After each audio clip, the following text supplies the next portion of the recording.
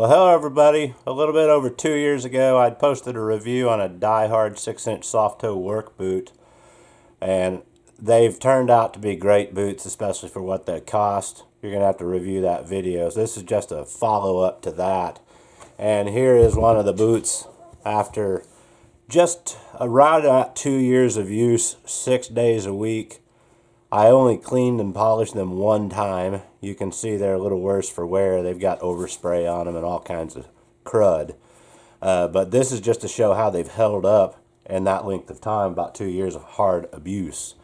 The sole's actually pretty good for that. You know, it is delaminated here. They're falling apart, but they are still usable. This is now a pair that I use for really nasty jobs, painting and stuff like that. The insole is broken down some. I don't know if you can see, it's kind of cracked in here. I've worn through the leather on the uppers. But all in all, they have stood up. These are still the original laces, if you can believe that. Completely satisfied with them. About 6 months into this boot, when they started really turning into work looks, they're so comfortable, I bought another pair. And this is that pair. So let's say these are, maybe just over a year old. They're dirty right now. I've been underneath my house. These are kind of rolling into my dedicated work pair now. Just general use. And these are the ones I bring out for the really nasty stuff, but primarily just around the house. These are holding up very well. I don't know if you can see the insole. Everything is still good. The soles are still good. I am going to clean all the dirt and whatnot off this and go ahead and polish these up and show the after. These have not been polished or cleaned at all in that time frame. Now, I just got a new pair for Christmas, and there's a slight difference between my first two pairs and this pair. And the difference mainly is the tongue. You can see all this padding on this tongue. Very thick padded tongue, and these have a tiny little bit of padding in there, but not much. These don't bother me at all, and I have no problem with them laced up of bending down. No complaints at all. Now, I don't lace mine all the way up to the top, and actually you can see these hooks up here. I've beat them flat. I only lace up to this first hook right here. I beat these flat because when you walk, sometimes the laces would catch your other boot right up here and you'd almost go down. So I crimped those off. That's just something you might consider doing if you don't lace all the way up. But like I said, this has got a really thick tongue on it. And I'm not sure if I'm going to like that. I've not even had these on my feet yet. So time will tell. And when you go to lace them up, they're going to pinch down into this and kind of make a big crease. No big deal.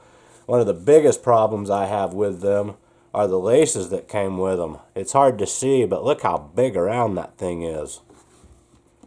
They barely want to go through the holes, and they're really loose on the outside of the cord. I don't know if you can see that bunching up right there. So when you pull them out, so I can't even hardly get it out, this fabric just goes all the way down to the ends. So I went out to the drugstore, and even though they're a different look, I decided to go with this two-tone lace, which is the same diameter, or very well close to it, as the original laces in the other boots. So if you were to pick up a pair now, entertain spending a couple bucks. These are 60-inch laces, a little bit long since I don't lace all the way up to the top, but hey, they work. I may cut them off. Who knows? But that's the main difference. Those two differences in the new boot versus the old.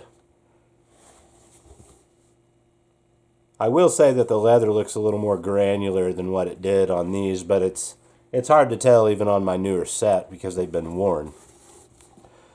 But all in all, I still do recommend the boot. They're very affordable, especially if you can catch them on sale.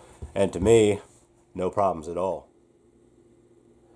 Alright guys, well I went ahead and laced these up with the new laces. Obviously, like I said, they're way too long since I only come up to this first ring right here. I could use shorter ones. I may shorten these up. Who knows? But with that tongue being padded the way it is, they do feel different out of the box in terms of what I'm used to. You know, I'll probably get used to them, but it's just a difference that I'm not familiar with. Now, these are brand new, so they're stiff. It's going to take me a good 2 to 3 weeks of hard walking on these to break them into where they're really comfortable. But with those two things outlined, I am still satisfied with the boot. I would highly recommend changing the laces because you can't hardly get them to tighten up with that big monster they had in there. Okay, well, here's one of the boots that is now turning from my dress boot into a work boot. This is the one where I'd shown where I'd been underneath the house and it's getting kind of nasty. Like I said, I've never done anything to this boot since new. I had just taken the other one of those and turned it into this. You can see how much better and more respectable it looks. So here's a side-by-side example. This is the accompanying boot to what we're looking at here. Now, to do that, I basically cleaned all the mud and the dirt off, stiff brush, a little bit of water, whatever, let it dry, and then came in with some simple saddle soap. The saddle soap, you would take a damp rag or whatnot and work up a lather right here after cleaning the majority off the boot, and then come in and just work it around and clean it all off, and then let that dry out, and then come back in with like a brush such as so and buff it up. I used to use the normal wax-based polishes, but I'd since changed and started using creams. Now, the saddle soap will clean the leather, rejuvenate it, and make it more supple. But this is a Justin cream polish. This one happens to be brown.